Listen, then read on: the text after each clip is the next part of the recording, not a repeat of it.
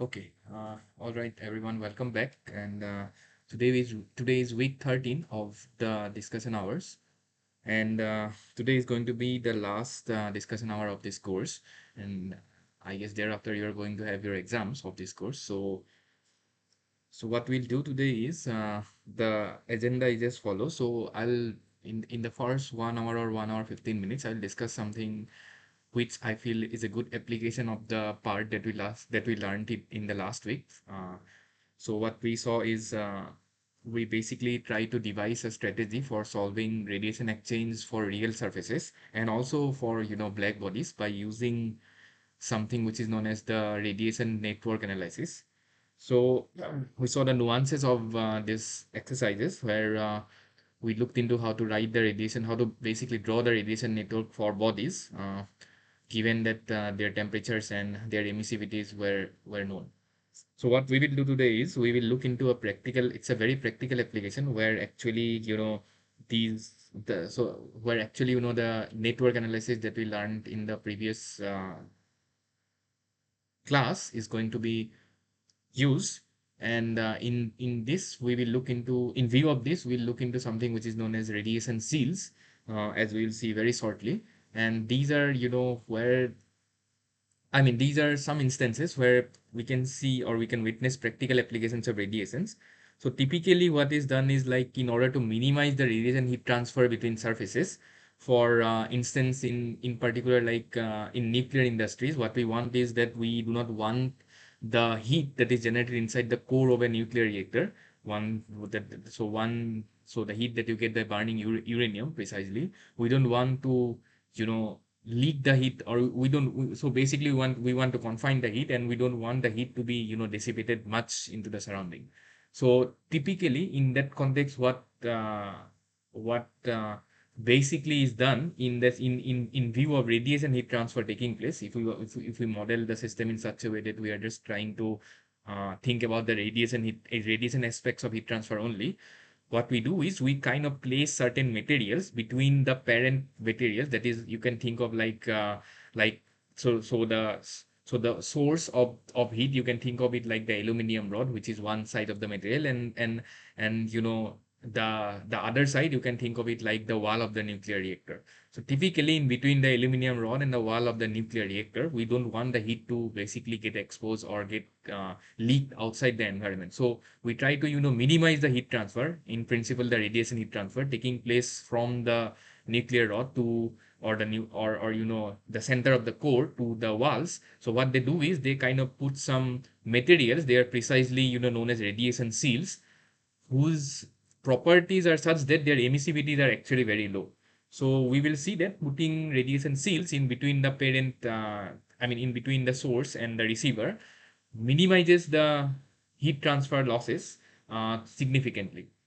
And this is something that we are going to analyze by using a simplistic model, as we will see very shortly, using, of course, the resistance-based approach that we learned in the previous, in the last class and the last class that we saw. So this is what we are supposed to do. That is, try to apply the radiation network analysis in order to try and, in order to, admire the ap- the practical applications where radiation heat transfer essentially take place between real surfaces. Okay. And this is something that we will see in the first 1 hour and the 1 hour, or let's say 1 hour 15 minutes of this discussion. And in the last half an hour or 15 or 20 minutes, whatever time we have, we will end this course by, so I'll precisely end this discussion by, and of course the course, by giving you a quick recap of what we saw from the week 1 to the week 13, that is basically today. Okay, so this is something that that is, so this is the plan precisely, and let's get started with that.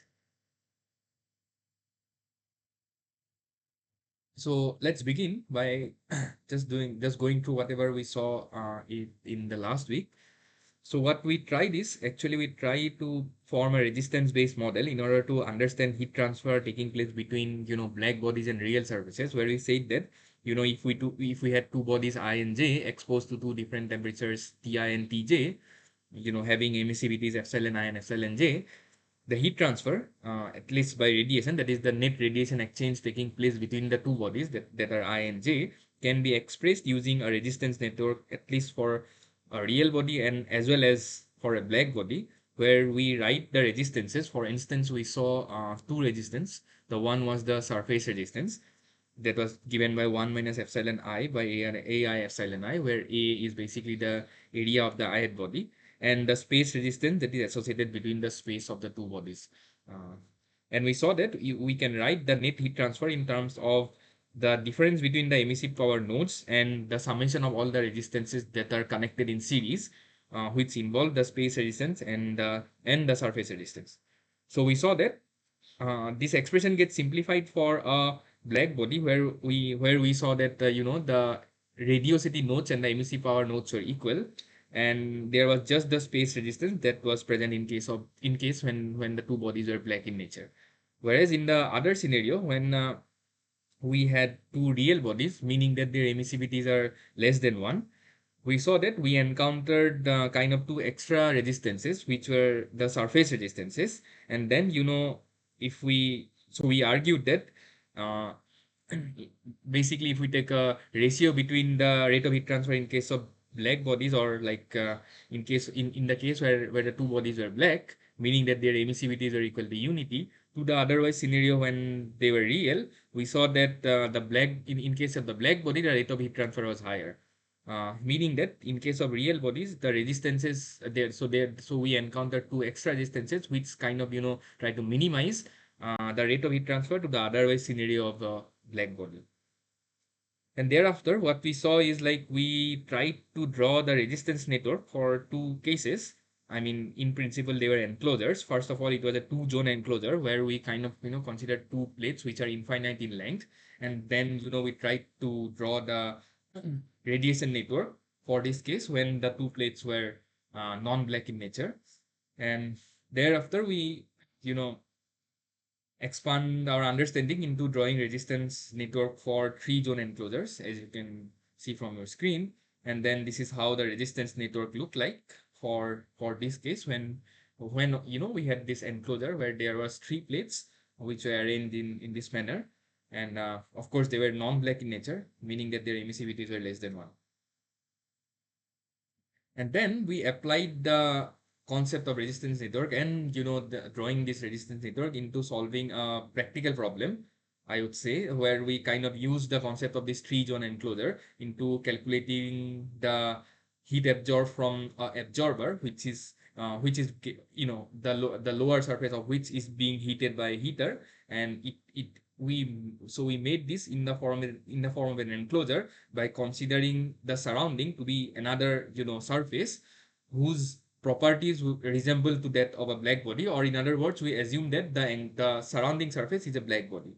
And we solve this problem by using this enclosure problem, typically this three zone enclosure problem, where we just had a little bit of you know simplified version to the actual resistance network of a three-bodied three-zone enclosure, which were in the case where all the three bodies were non-black, is that the surrounding has radiosity is to be equal to its emissive power, and that's why we didn't have the extra surface resistance. I mean the extra node for the surface resistance that basically come had the surrounding been a real body. So the objective, as I said, was to calculate the net heat transfer to the absorber, and for which we required to calculate the radiosities J1 and J2, and for which we use the much celebrated junction law, which said that the net flux coming in one branch is equal to the net flux going out of that going out it's precisely the net flux that is coming to a junction is equal to the net flux leaving the junction, analogous to the Kirchhoff's junction or Kirchhoff's current law that we apply in electrical circuits. And using this, by applying this junction law for node 1 and node 2, we typically calculated the radiosities J1 and J2, from where we calculated the net heat transfer by taking into account the fact that we know the emissive power of the absorber. So this is what gave the net heat transfer to the absorber, and this is what we saw. And maybe I'll stop here for a couple of minutes. if you have any questions, you can let me know, or else like we'll start off with the agenda for and the discussion for today, as I said, which is going to be radiation shields. In the meantime, let me draw a simplified figure, and I'll explain this in the course of time, the different terminologies associated with it.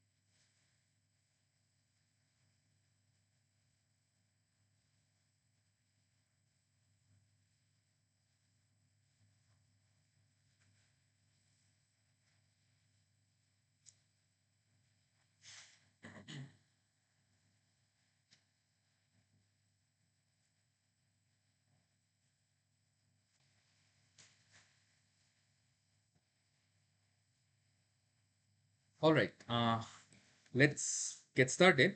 So the figure, as you can see from your screen, is that we are kind of, first looking into two infinitely long plates, meaning that we don't really bother about its length because they are, extending to plus infinity and minus infinity in this direction. So, so we are considering two, infinitely long plates. It's kind of the two zone enclosure problem that we saw.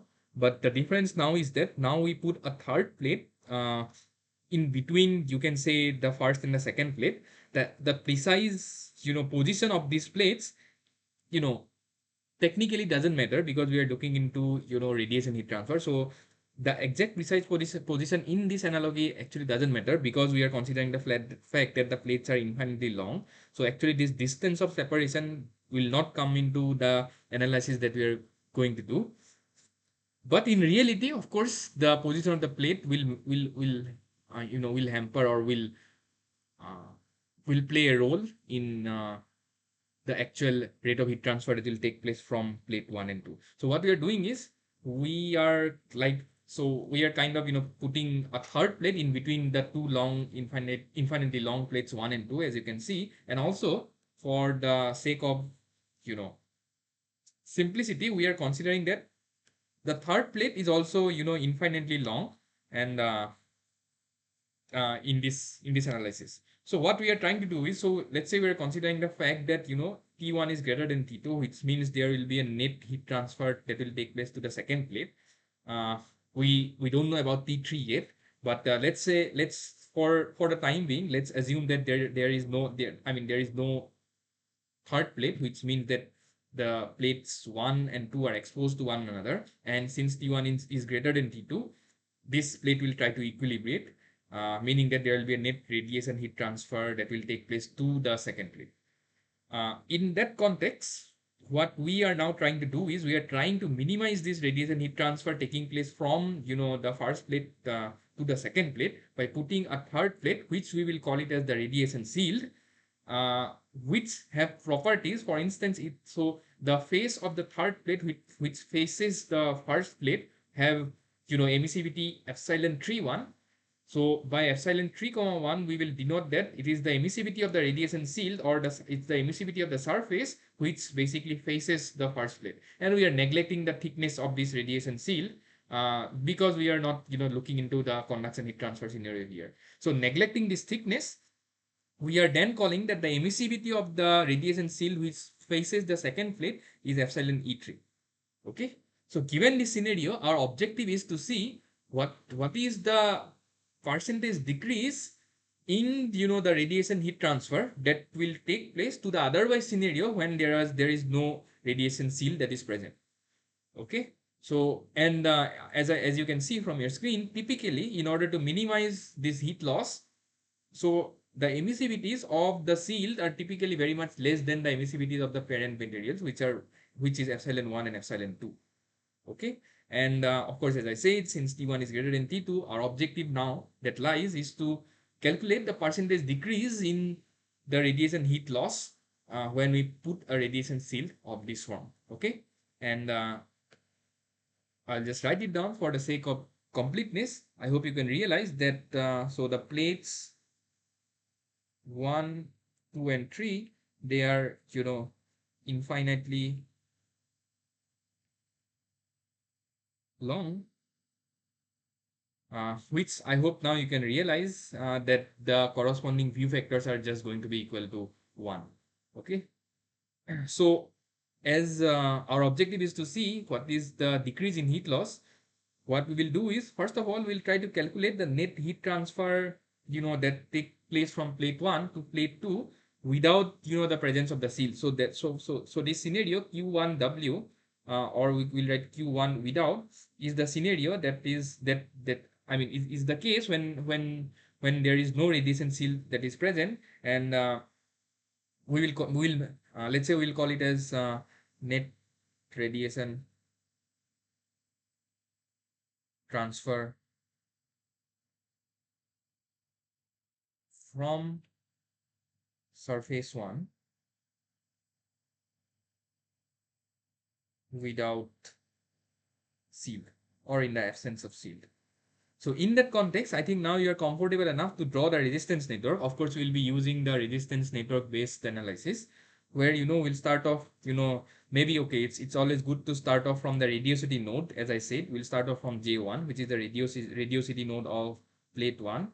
Then we are going to encounter a surface resistance. Remember, now we are drawing this in absence of the shield, which means the surface resistance is just going to be A1 F12, and then the radiosity node of the second plate. But remember, these are not black bodies, so we'll have to add two more resistance, which is nothing but the surface resistance, accounting for the fact that the bodies are non-black in nature. So we are going to have a surface resistance for the second body, which is going to be 1 minus epsilon 2 by A2 epsilon 2.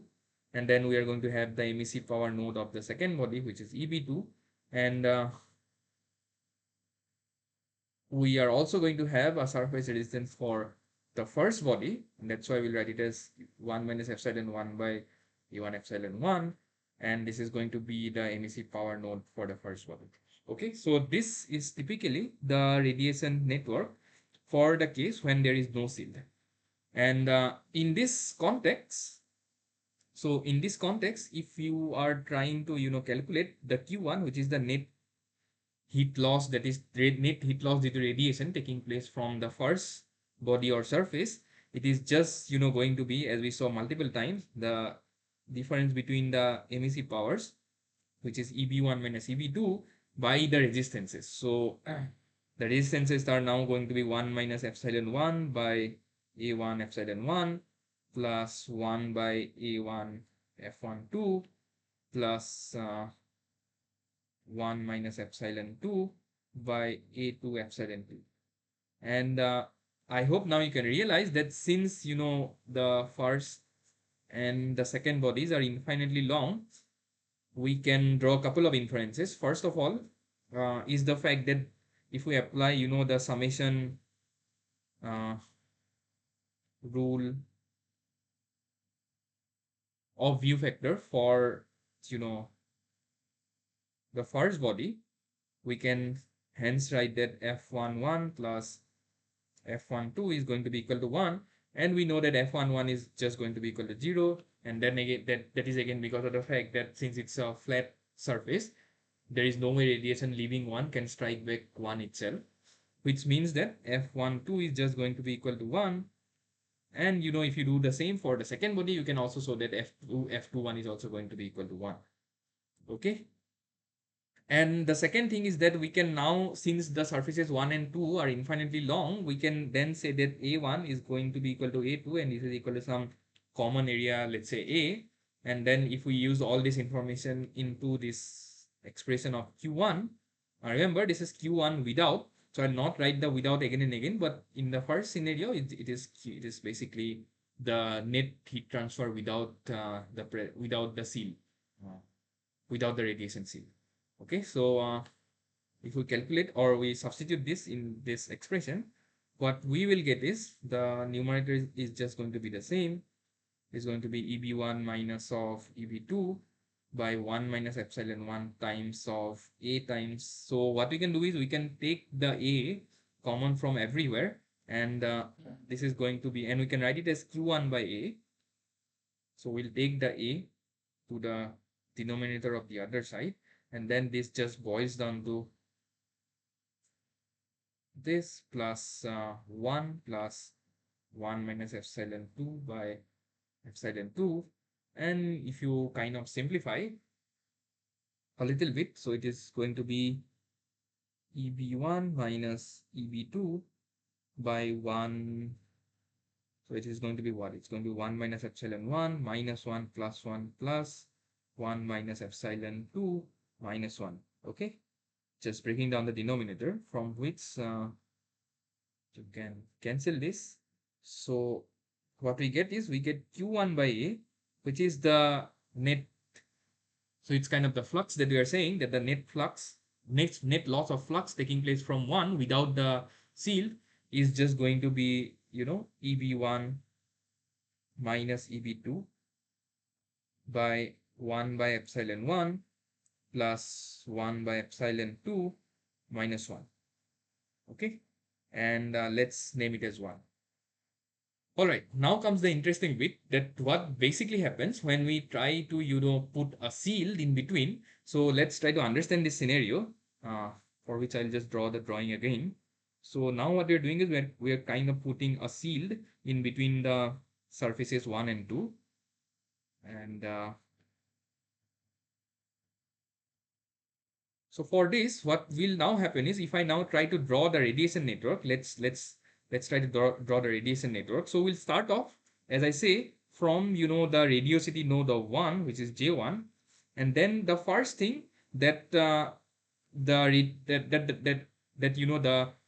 electromagnetic waves, or the waves basically which carry the heat forward, is going to see the space between this plate 1 and 3. Okay, so there is going to be a space resistance between this 1 and 3, and so then we'll call this space resistance as 1 by A1 F13, which is nothing but the space resistance that arises between the plate 1 and the seal, and to the left hand side of the seal 3, which is just this resistance.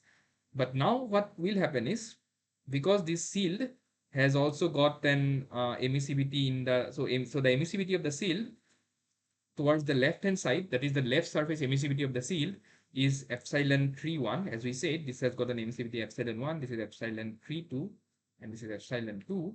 So due to this fact, it will encounter a surface resistance which will be 1 minus epsilon 31 by A3 epsilon 31. So this is the surface resistance due to the left surface of the shield, as you can see, that is exposed to surface 1. But remember, when we now move to the other side, we will encounter another surface resistance, and this is due to the other face of the shield, which is basically this face, which is exposed to plate 2. So that's the reason why there is going to be another resistance, which is going to be 1 minus epsilon 32 by A3 epsilon 32, because of the fact that the other surface so it's because of the fact that the right hand side, the right hand surface of the seal is also providing resistance, which is the surface resistance that is facing the second surface too. And then we will see another resistance, which is the space resistance that arises between the right hand side of the seal, which is basically this and this space. So this is the space resistance that we need to consider. So this is going to be 1 by, you can write it as A2 F23. Okay, but this is not done yet, since this is going to be the radiosity node J2 of the second surface, and we also need to include the space resistance of the parent surface. That's the reason why we have to write it as 1 minus epsilon 1 by A1 epsilon 1, and this is going to be EB1, and then this is going to be, so there is going to be one more resistance, which is 1 minus epsilon 2 by A2 epsilon 2, and this is going to be your EB2. Okay, so I believe you have understood this. So this this precisely is the radiation network that we get when you are introducing a radiation shield having emissivities epsilon 3.1 and epsilon 3.2 on two of its faces, uh, and this is inserted in between the surfaces 1 and 2. Okay, I hope you can understand this. So maybe we can name these points. So we can name, so this is radiosity J1. We can name this point as J1 3, 1, which is the radiosity node for the surface that is exposed to the that is the radiosity node of the sealed surface that is exposed to the left face, or the left surface. And maybe we can name this as J32, that is the radiosity node of the right surface of the sealed that is getting exposed to the right hand side, that is getting exposed to the right hand side uh, surface. And then these are the other radiosity nodes. Okay, so in this context, I hope you can now see that if I now want to write Q1, that is the net heat transfer uh, taking place from the surface 1, which is basically this surface, uh, in presence of this shield. If I now write it, so this I will write it as Q1 width. So width means in the presence of shield. So it is going to be the difference between EB1 minus EB2, okay, divided by the summation of all the resistances. So the first resistance is going to be the surface resistance of surface 1. So it is 1 minus epsilon 1 by A1 epsilon 1 plus the space resistance 1 by A1 F13, okay, plus the two surface resistance of the seal, which is 1 minus epsilon 31 by A3 epsilon 31 plus 1 minus epsilon 32 by A3 epsilon 32 plus 1 by A2 F23 plus plus 1. So this is going to be plus 1 minus epsilon 2 by A2 epsilon 2. Okay, so where these surface resistance were initially there, and these are the extra resistances that came into the picture because of the presence of a shield. Okay, so I hope this form of the net heat transfer taking place between 1 and 2 is clear. I hope this is clear when there is a radiation shield now present in between the surfaces 1 and 2. Okay, I hope this bit is clear.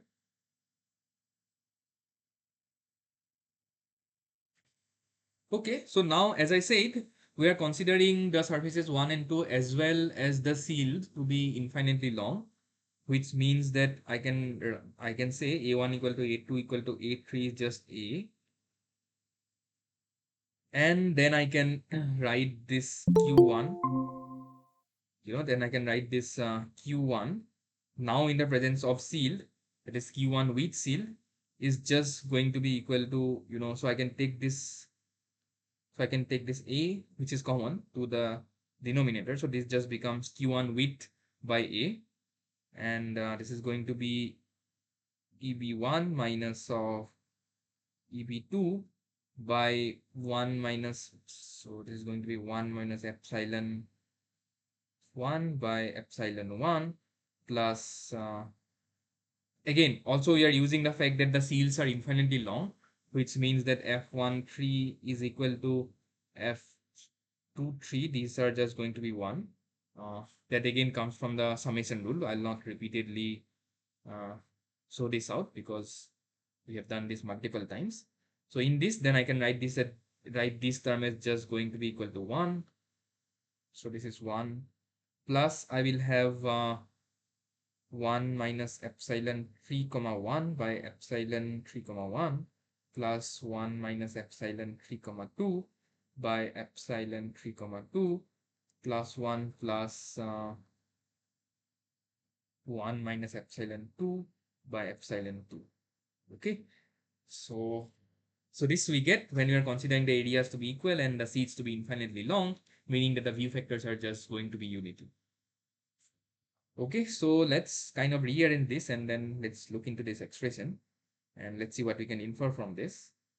That is q1 width by a is just going to be equal to what? So it's going to be eb1 minus of eb2 by 1 by epsilon 1 minus 1 plus 1 plus 1 by epsilon 3 comma 1 minus 1 plus 1 by epsilon 3 comma 2 minus 1 plus 1 plus 1 by epsilon 2 minus 1. Okay, and let's see what cancels. So this and this will get cancelled, and this and this will get cancelled, and I don't think there will be other cancellations. So then this simplifies to, so let's see what this gets simplified. It is going to be ev1 minus of ev2 by 1 minus epsilon 1 plus 1 by epsilon 3 comma 1 plus 1 by epsilon 3 comma 2 plus 1 by epsilon 2, and this minus 1 is going to get merged with this minus 1, which just, you know, gives us a minus 2 here, and that's it. So this is, so q1 width by a is just going to be this. So if I just write it down once again, it's going to be ev1 minus of ev2 by 1 by epsilon 1, or I can write it as, or I can just write it as summation of 1 by epsilon I, where you need to just add the emissivities for all the surfaces I equal to 1, 2, and 3. Okay, minus 2. All right, this, I believe this is not correct because, you know, the shield offers two resistances, so it's just not one. So it's just, let's just write it out only. So it is 1 minus epsilon 1 plus 1 by epsilon 2 plus 1 by epsilon 3 comma 2 plus 1 by epsilon 3 comma 1 minus 2. Okay, so this is the net radiation exchange between 1 and 2 in the presence of shield, and we saw that the net radiation exchange without the presence of shield was just equal to eb1 minus eb2. This is something that we derive. This was 1 by epsilon 1 plus 1 by epsilon 2 minus 1. I think that's what we got here. Yeah, that's it. That's what we got from this bit. Okay, so this is without the presence of shield. This is with, you know, the presence of a radiation shield. Okay, so straight away you can infer that there is this extra term and a minus 2 that is there in addition to, you know, the usual terms of this. So naturally, you know, adding shield, you are increasing the magnitude of the resistance, which means that, you know, the rate of heat transfer will anyway decrease. The net radiation heat exchange or heat transfer will anyway decrease whenever you are inserting a shield. So we can do a nice little exercise here. So what we'll do is we'll assume that the plates and the shield uh, have emissivities of equal in magnitude. So this is a limiting scenario because in reality these epsilon 3 1 and epsilon 3 2, these are actually very much less than epsilon 1 and epsilon 2. This is something that we already said, but in order to do a quick, you know, estimate of how much, I mean, quick analytical estimate of how much, you know, the heat transfer is going to decrease, let's consider a limiting case when their emissivities are just equal. Okay, in that context, I can say that, you know, my q1 width by a is going to be what? So this is going to be eb1 minus of eb2 by 2 by epsilon minus 1. Okay, this is something that we'll get. Okay, and if we do the same analogy for, so this is without, sorry, and if we do the same thing for with seal, I mean, if we substitute this there, we'll see that this just turns out to be EB1 minus EB2. So from here we'll get 4 by epsilon. That's what we'll get. So this will be, so this will be 4 by epsilon minus 2, from which what we can do is we can take up 2 common, and then this is going to be EB1 minus EB2 by 2 into 2 by epsilon minus 1. Okay, where you can see that this term is nothing but, so what is this? So this is just Q without sealed by A, which means we can straight away get a ratio that the net heat transfer with seal to the net heat transfer without seal is just going to be equal to half.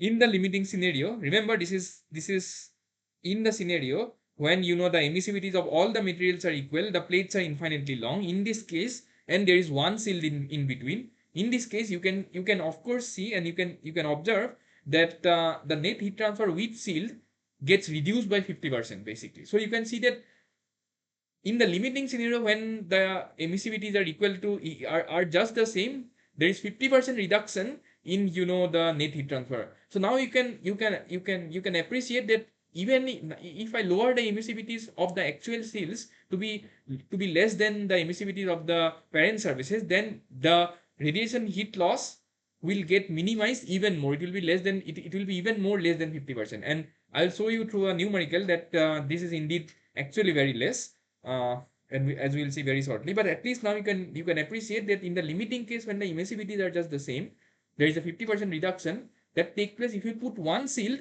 okay, in between the two parent material. Drawing the same analogy, you can show that in the same street. So I'll write it down in the same way. What you can do is you assume that now there are two parent materials, 1 and 2, okay, and what you now do is you put, not one, but if there are n number of seals, so if there are n number of seals in between the parent material 1 and 2, you can show that the net heat loss with seal to the net heat loss without seal is going to be 1 by n plus 1.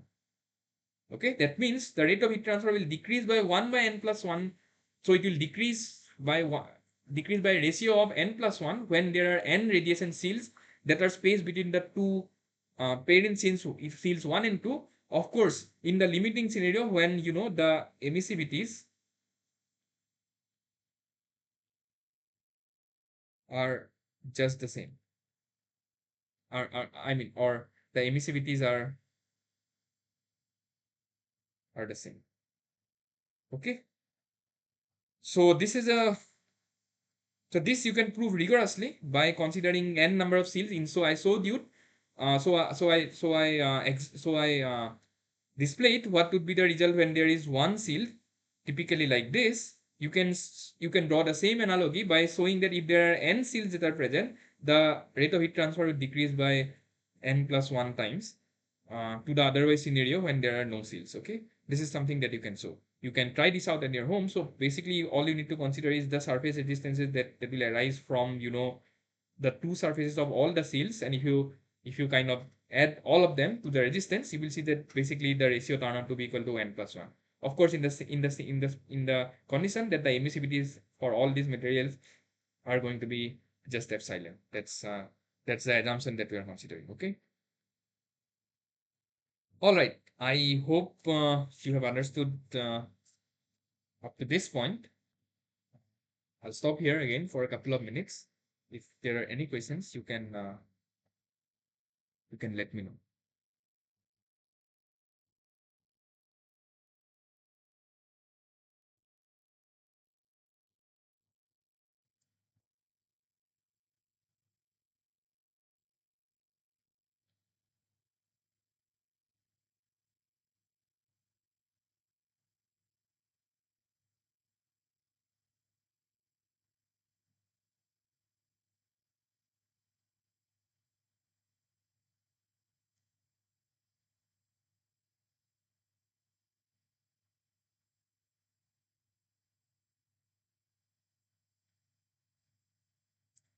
Okay, do let me know if there are any questions. In the meantime, I'll just come back in a couple of minutes. Uh, Till then, you can just browse through whatever we have done until this point.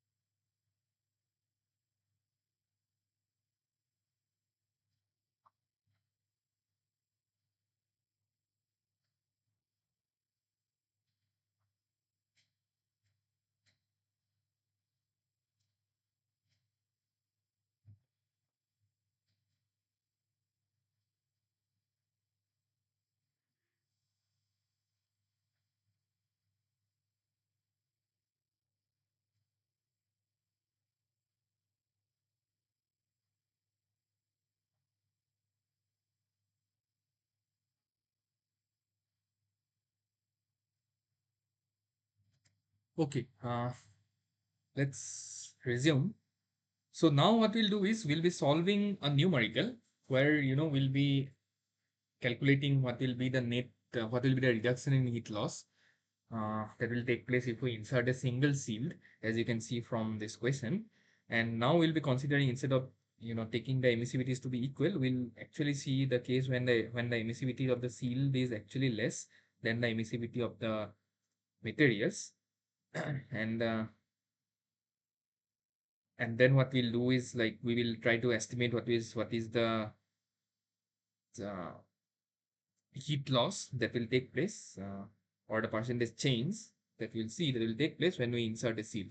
So to this end, you can see that it says that, so the question says that there's a cryogenic fluid that flows through a long tube whose diameter is given. So basically this is a tube and there's a fluid that is flowing. This is basically the cross-sectional view of the figure, and the fluid basically flows to this point, and the outer surface of this cylinder through which the fluid flows has emissivities 0.02 and temperature, and of course its surface temperature is 77 Kelvin. The tube is concentric with a larger tube whose diameter is 50 mm. So this is the diameter of the larger tube, whose inner surface is again assumed to be diffuse and gray. So this is the standard assumption that we take, whose emissivity is equal to 0.05 and temperature of 300 Kelvin. And the space between these two tubes is evacuated. And they're just, first of all, they're asking you to calculate, to basically calculate the heat gain by the cryogenic fluid per unit length of the tube. Okay, so that's what we are going to calculate in the first part. So let's get started. So this is an easy thing. In the first case, there is no seal that is present. So let's say we'll name the first case as case 1, that is without sealed. And let's try to draw the radiation network in this case. So as you can see, this is your surface 1 and this is your surface 2. So we'll start off by drawing the radiosity node of surface 1, as we always do, and then the space resistance between surface 1 and 2, which is equal to 1 by A1 F1 2. Okay. And then we are going to have the surface resistances, namely 1 minus epsilon 2 by A2 epsilon 2, and the surface resistance for 1, which is going to be 1 minus epsilon 1 by A1 epsilon 1, and the emissive power nodes, which are EB1 and EB2. Okay, so this is the radiation network for the first case when there are, no shield. And then if we want to calculate Q1, again, what is the net radiation? So that is the net heat gain uh, by the surface 1. And as we have been seeing, this is just going to be equal to, as we saw, EB1 minus EB2 divided by the resistances, which is 1 minus epsilon 1 by A1 epsilon 1 plus 1 by A1 F1 2 plus 1 by 1 minus epsilon 2 by A2 epsilon. Okay.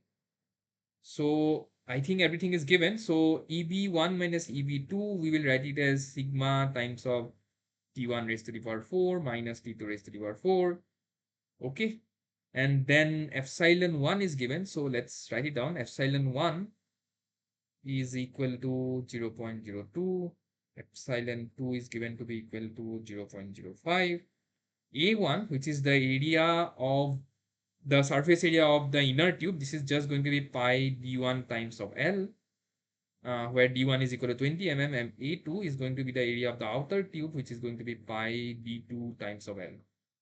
Okay, but remember they are asking us to calculate per unit length. So anyway, we can take the L to the other side as we will see, but let's first substitute. So it's going to be 1 minus epsilon. Oops. So this is going to be 1 minus epsilon 1 by A1 is going to be pi d1 times L times of epsilon 1 plus 1 by pi d1 times L. F12 is something that we need to evaluate, which we will do it shortly. And then this is going to be 1 minus epsilon 2 by pi d2 times L epsilon 2. Okay. Now, in order to evaluate this F12, what we will do is we'll kind of, apply the summation rule for, surface 1. So, recall that this was surface 1 and this was surface 2. This is 1 and this is 2. So, if we apply the summation rule,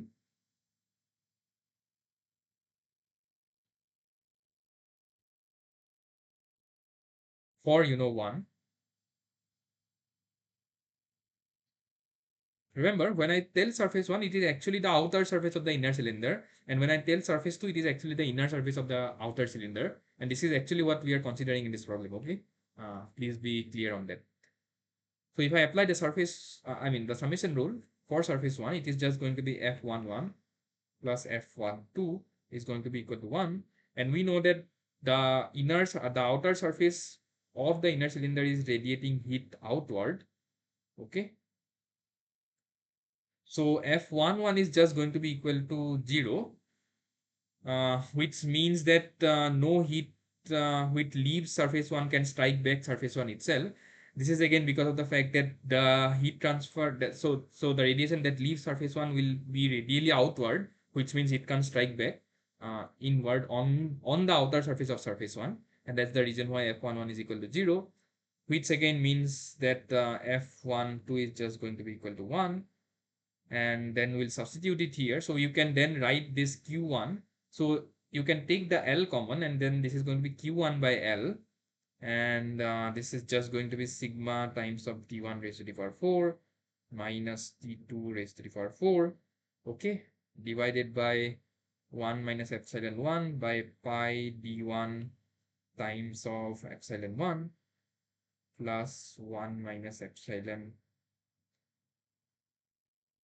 2 by pi d2 times of epsilon 2 plus 1 by pi d1, and f12 is just equal to 1. So that's it. So this is what your net heat transfer would be in the absence of seal, and you just need to substitute the values. For instance, sigma is going to be equal to 5.67 into 10 to the power minus 8 watt per meter square Kelvin to the power 4. T1 is known to us. T1 is just equal to 77 Kelvin. T2 is equal to 300 Kelvin. Okay. Epsilon 1 and epsilon 2 are already known. Epsilon 1 and epsilon 2 is 0.02 and 0.05.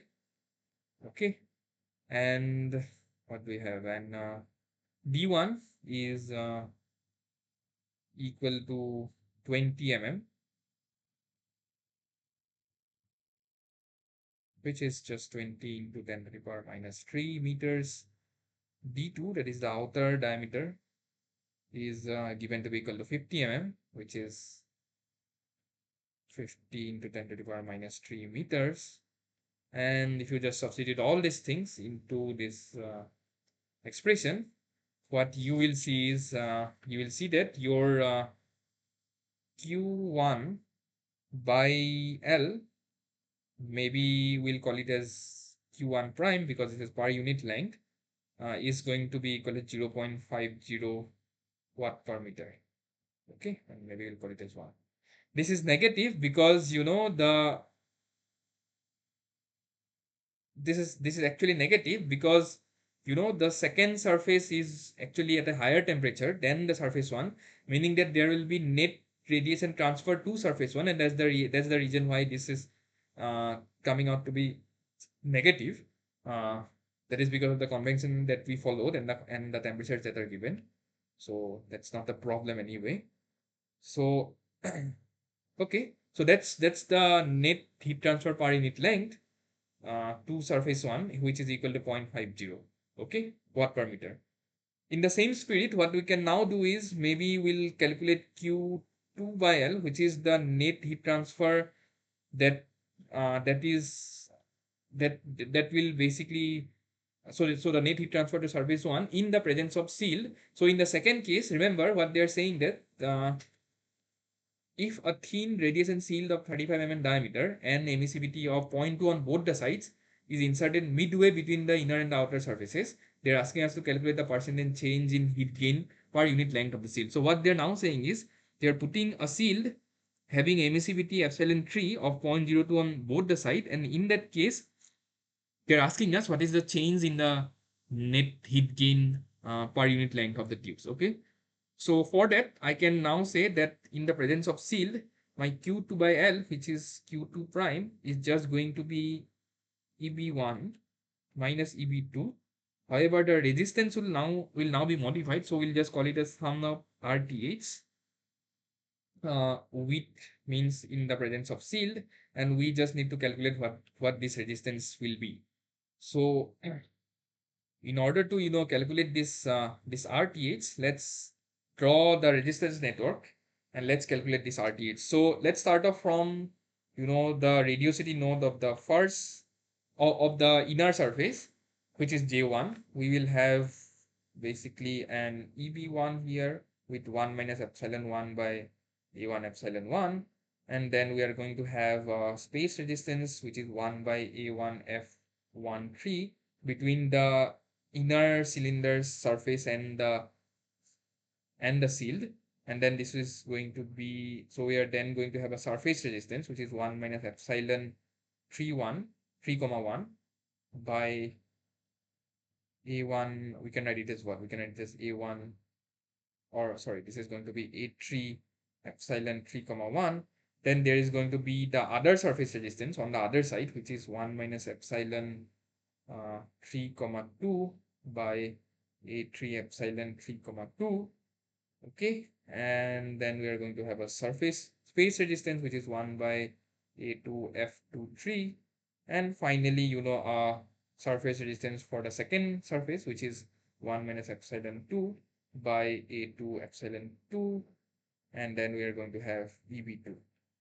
So that's the same resistance network that we drew sometimes back, considering the shields to be of infinite length. Okay, here at least the lengths are finite, so areas are not going to be the same. That's the only difference that we'll see. Now what they have said is that this epsilon 3 comma 1 is equal to epsilon 3 comma 2. Okay, so then the net resistance, that is summation of RTH, this is going to be 1 minus epsilon 1 by A1 epsilon 1 plus 1 by A1 F13. We can then write it as, this is just going to be epsilon 3 because the emissivities of the two surfaces of the cells are the same. So this is going to be 2 times of 1 minus epsilon 3 by A3 epsilon 3. Okay.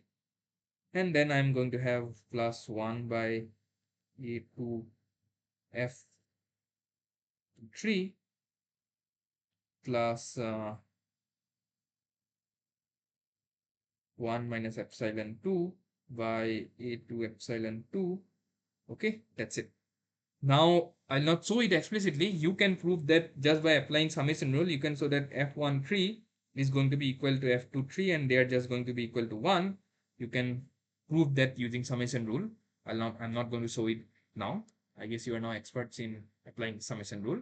So then you can basically, you know, write this resistance as, 1 minus epsilon 1 by A1 is going to be pi d1L times of epsilon 1 plus 1 by A1 is pi d1 times L plus F13 is just going to be 1. We don't need to worry about this. And then this is going to be 2 times of 1 minus epsilon 3 by A3 is going to be pi d3 times L. Okay. And then this is going to be epsilon 3. And similarly, I'll have, sorry. Similarly, I'm going to have plus of 1 by pi d2 L, and this F23 is just going to be equal to 1 plus 1 minus epsilon 2 by pi d2 L times epsilon 2. And what you can now do is you can take the length common because L is just going to be the same. And you can write it as Q2 by L, which is equal to Q2 prime as just this quantity where I have just taken this. Oops. So you can just write this quantity by taking this L common from everywhere. Okay, so let's write it down. So what we get is this just going to be 1 minus epsilon 1 by pi d1 times epsilon 1 plus 1 by pi d1 plus 2 times of 1 minus epsilon 3 by pi d3 epsilon 3. Okay, plus 1 by pi d2 plus 1 minus epsilon 2 by pi d2 epsilon 2. Okay, that's it, guys. So I'm sorry, I guess I was just writing the resistance. So this is just the resistance, which means I need to write this. This is not Q. So Q is going to be the differential emissive power divided by this resistance. So this is just RTH. This is going to be just RTH times L because we are taking L common. And then this is going to be this. I hope you can understand. Okay. So that's it. So you just need to substitute the values now. You already know the value of 1 and 2, all the properties of 1 and 2. Epsilon 3 is given to be equal to what? So epsilon 3 is given to be equal to 0.02. D3 is given to be equal to 35 mm, which is going to be 35 into 10 raised to the power minus 3 meters. You just need this extra information. Rest everything is given. So if you do this and just substitute it here, you will see that Q prime with seal is going to be minus of 0.25 watt per meter. Okay, so you can see that if you take a ratio of Q prime without to Q prime with, you will see that you are going to get half, which means we are getting again a 50% reduction in the net heat transfer. But as I said, in principle, the seals have, so in this question, the emissivity of the seals are comparable. In fact, they are equal to one of the surfaces. So that's why you are getting 50%. But in principle, if the emissivity of the seal is even less, you will see that you will get even more reduction in the net heat transfer. Okay. So, so that's the thing. So that's what they're asking, and we have calculated. So with the presence of seal, we are actually getting a 50%, reduction in heat transfer. Okay.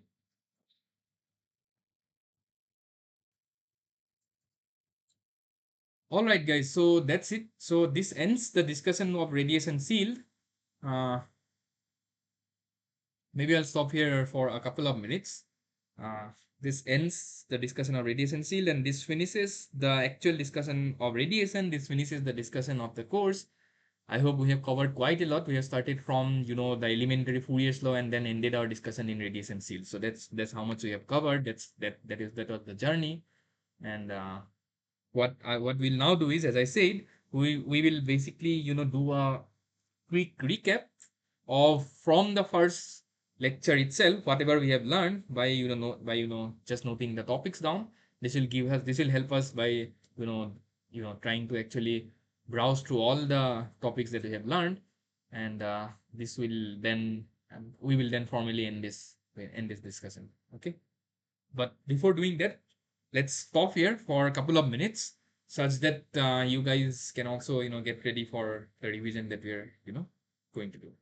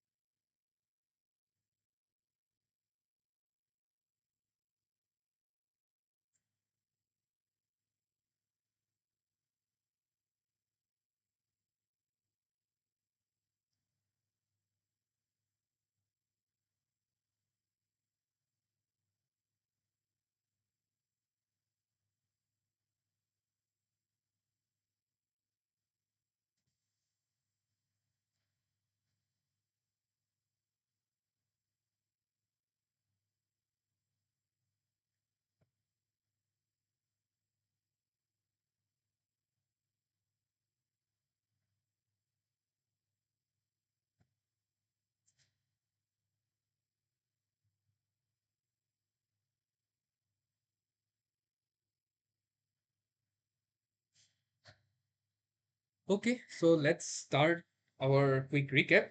Maybe we'll finish in 10-15 minutes and then that's it. We'll call it a day. So what we did is we started off by, starting the basic elements of conduction, if you remember.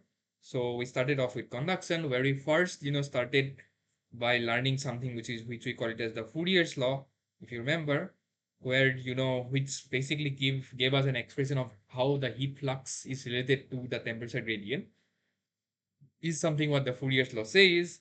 And we looked into the case of a 1D steady state heat transfer scenario, and then we just say that the heat flux, let's say in the x direction, as we said, is just equal to k times of dt dx with a minus sign, and we explain why the minus sign basically come into the picture. So this is something that we learned, and we looked into several examples where the Fourier's law can be applicable. For instance, in the case when there is still 1D heat transfer, but the area was varying and things like that, and we saw that like in the context of increasing area, how does the heat flux change? How does the net rate of heat transfer change? How does the thermal conductivity, if it was a function of space change and things like that, and does the variation. So this is something that I would say applications of Fourier's law, that we saw it in the, I believe, in the second week. And moving on, then what we saw it in the third week, if I remember correctly, is something which is known as, so we looked into solving actual heat conduction problems, where we looked into the aspects of heat generation taking place, okay, in slabs, in cylinders, okay, and and similar thing. And then what we looked into is that so maybe the sequence of the weeks may differ, but the topics will just remain the same. Just please keep in mind. So after learning heat generation, so the first and foremost we inferred, I mean the information that we saw is that without heat generation, and in case of a 1D heat transfer problem, the heat transfer profile was linear, meaning that the flux was equal to constant. But in place of heat generation, even though we are assuming that the heat transfer problem is 1D and steady state, the temperature profile we saw was not constant. In fact, it came out to be parabolic. Again, because of the source term that comes in the heat diffusion equation because of heat generation. Okay. So thereafter, after learning heat generation, what we saw is that we can write, I think this was basically in the fourth week, if I remember.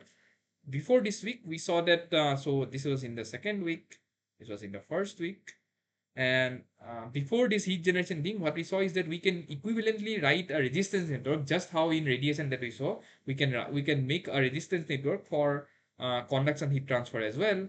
So we call it resistance network analysis in conduction, where we say that you can write that the rate of heat transfer, uh, which we call it as Q dot, as the difference in temperature divided by the summation of resistances that may arise, and this resistance where nothing but coming from the conduction resistance, and if there was convection, we looked into the convection resistance as well. For instance, in conduction, the resistance just came out to be equal to L by Ka. For a slab, it came out to be equal to ln R2 by R1 by, I think it was 2 pi KL for a cylinder, and it came to be equal to 1 by 4 pi K, 1 by Ri minus 1 by R naught for a spherical surface. So these were the conduction resistances, and the convection resistance just came out to be equal to 1 by 8 H times A, where H is the heat transfer coefficient times the area basically on which space we are writing. So this is how we can equivalently write the rate of heat transfer in terms of resistance. And in the fourth week, as I said, we then looked into the heat generation scenario. But the complications that arises in heat generation is that you can no longer represent the net heat transfer in terms of, in this resistance network, because the assumption so it's not the assumption. I mean, the validity of this resistance analysis is that the temperature profile has to be linear, which is the case when there is no heat generation. So in heat generation scenario, you basically need to solve the full, heat diffusion equation. You need to solve the full heat diffusion equation in order to get the temperature profile. Okay. What we then I mean, in the fifth week, what we looked into is something. So this is a practical application of conduction where we studied the heat transfer in fins, which we call it as extended surfaces. Okay. And we saw that, just by attaching an extended surface to the otherwise base surface which we considered, we can minimize uh, we can actually maximize the rate of heat transfer. And we looked into different configurations. For instance, we looked into something which is known as long fins. We looked into insulated tip boundary condition, which we call it as IT. And maybe we looked into the convection from tip of the fin, and something which is known as prescribed temperature at the tip of the fin. Okay. So based on this, so this basically changed the boundary conditions at the tip of the fin, from which we got different forms of the rate of heat transfer that would take place from the fin. Okay. And from after this, we define two essential parameters, which we call as the fin performance parameter. And one of those was the fin effectiveness, which we denoted by epsilon, and the second was fin efficiency, where we said that the fin effectiveness is the rate of heat transfer with fin to the rate of heat transfer without fin, and the fin efficiency we define it as the rate of heat transfer with fin to the maximum rate of heat transfer that would take place when the entire fin is exposed to the base temperature. Okay. And we then saw the relationship between epsilon and eta, and you can even eventually show that epsilon can be actually related to eta. It can be related to eta, which is the effectiveness efficiency relation that we studied. And then we also looked into a scenario when there are stacked, fins that are, stacked together. And this is something that we encounter in realistic scenario, where we saw that, if I have now multiple fins that are kind of attached to the base surface, and in that scenario, we define something which is known as eta O, which was nothing but the overall fin efficiency. Okay. And we tried to, write this overall fin efficiency in terms of the fin areas, the individual fin areas, and the bare area, which we call it as AB, and then try to find out the relationship between all these things and the individual, efficiency of a single fin, and then try to relate it with the overall efficiency. Okay. So this is something that we did in the fifth week. And then in the sixth week, what we looked into is another interesting case where we studied, the lumped capacitance model. So this was our lumped capacitance analysis that we did, where we said that we looked into a scenario where the bio number was essentially was very much less than 1. And in this limit where the bio number, which was nothing but just the HLC by K, where LC was the characteristic length, which signifies the resistance due to conduction to the resistance due to convection. And we argued that when the bio number is less, the conduction resistances within the body can be neglected, meaning that the temperature now becomes spatially uniform, and you can assume the body to be a lumped body, which means that the temperature of the body is now just going to be a function of time. Okay. And so that's why this analysis is also sometimes called as the lump body analysis. And then what we saw is we calculated a relationship of how the temperature vary with time, and we expressed that relationship in multiple forms. One of those forms was like theta by, if you remember, it was theta by theta I exponent of minus t by tc, where tc was the time constant. And the other form was like theta by theta I was like exponent of minus bio number times Fourier number, where the bio number was again HLC by K. Fourier number, on the other hand, was the ratio of the imposed time scale to the diffusion time scale typically. And we argued that this lump capacitance model is valid for low bio number and high Fourier number. Okay. Now, after the lump capacitance model, we looked into the other end of the spectrum, which we call it as the semi-infinite solid, where we say that this was something that we did in the seventh week, where we say that now the thickness of the body is so large, the thickness of the body is so large that at the end, that when you expose one face of the body to a prescribed temperature T naught, you know not all the part of the body would get the message of this imposed temperature that is being exposed to one of its face typically, which means that the temperature font would basically propagate as time increases. And this is something that we saw, that the distance of propagation, which we defined it as by delta, is essentially proportional to, so we proved that this is proportional to square root of the time. So for instance, at a particular time stamp, this is how much the temperature font to propagate in case of a semi-infinite body. Okay. And what we saw is we kind of perform the similarity approach into solving this temperature profile for a semi-infinite solid, where if you remember, we defined a similarity parameter or similarity variable eta. And then the idea is to, so basically what happens here is that you kind of saw that we now need to solve a PDE. So typically the PDE was of the form del 2t by del x2 equal to 1 by alpha del t. So this is what the PDE essentially looked like. So in order to convert this PDE into an ODE, what we did is we kind of defined this similarity variable. The reason behind why we can define a similarity variable here is the case that we don't have a defined length scale in this problem. Instead, the length scale is actually related to the distance of the length scale, which is the distance of propagation, is actually related to the time basically. And that's the reason why we can define a similarity variable eta here. Okay, in this semi-infinite solid. We also looked into the last aspect of conduction, which is like solving, the heat diffusion problem using numerical methods. For instance, like using finite difference method for solving, steady state. So we basically looked into two scenario for solving, Laplace equation in 2Ds, which was just del square t equal to 0 by using finite difference method. And then we also, just got a glance of, solving, 1D transient, heat transfer problems, for instance, like del T equal to 1 by alpha del t by del small t. Uh, uh, and then, I mean, how to basically deal with such kind of problems, using numerical approach. Okay. And we encountered a number which is basically known as the CFL criteria and all those things. And we looked into, I mean, although we didn't go into the details of this because this is beyond the scope of this course, we just, got a glimpse of this or got exposed to how these things are solved numerically. Okay. And of course, the reason why there is a need of a numerical solution in this context.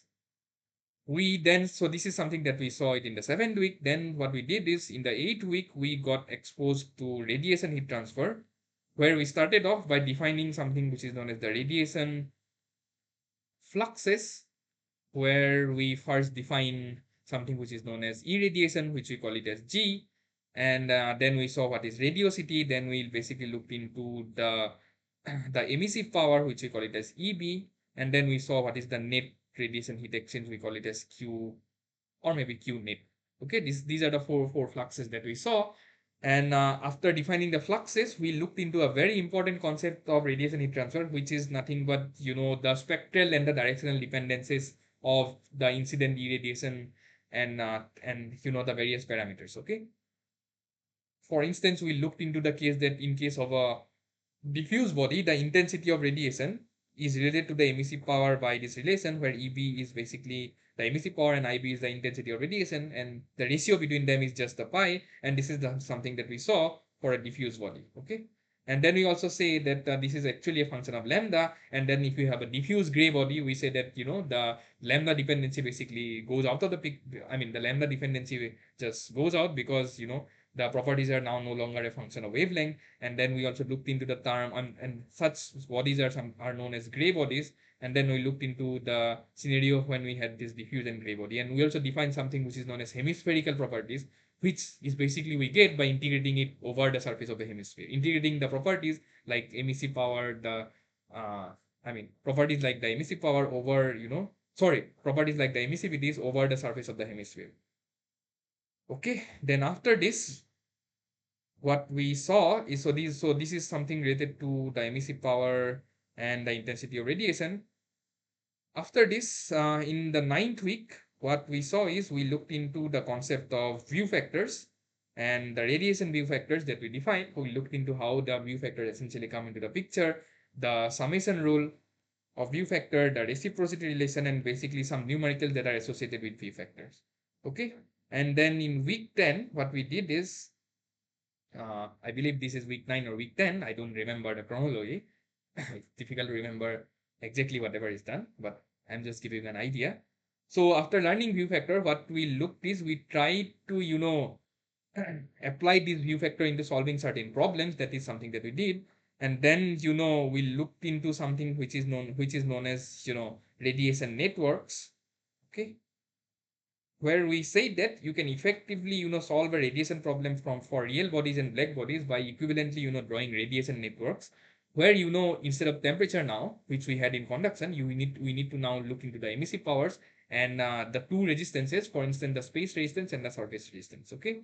And finally, this is something that we did from week 10 to week 12, I believe. And finally, today, what we saw is, as an application of this radiation network, we looked into the concept of radiation seals. Okay. Where, the radiation network analogy can be applied in order to calculate the net heat transfer that takes place between two surfaces in the case when there was no seal present, to the otherwise scenario when there was a radiation seal that is present. Okay. So that completes the thorough, so we did a very nice, course on heat transfer. We covered almost everything associated with, undergraduate heat transfer, I should say. Uh, some topics were easy, some topics were relatively, involving, but I should say this is, so when I say heat transfer, we are just looking into conduction and radiation, although we didn't look into convection. But at least we did it. We completed a good course of, you know, covering every nuances, I should say, of elementary, conduction and radiation. And this should, in principle, give you a nice foundation into, exploring various other involved topic in heat transfer. Heat transfer, for instance, there is something which is known as advanced heat transfer, where we'll be learning where more advanced things. I mean, it starts from this. It starts basically from where we end here in elementary in elementary conduction and radiation courses. Okay, but I believe you got a nice foundation of this course, and to everyone who have attended, I thank them for watching these videos, and thank you very much once again from the whole team of this course of conduction and radiation, fundamentals of conduction and radiation, NOC 25 ME 83. This is the course code of this course, and I first of all wish you all the best for your exam, and to the ones who are appearing for the exam, once again all the best. If you have any further doubts, please post it in the discussion forum, because this is going to be the last live discussion that we're having. And once again, thank you very much, everyone, for attending this course. I'll call it a day, and thank you for sticking around for all these 13 weeks of good discussions that we had. And I wish you all the best in your future. And thank you very much, guys. So I'm ending this. Thanks a lot.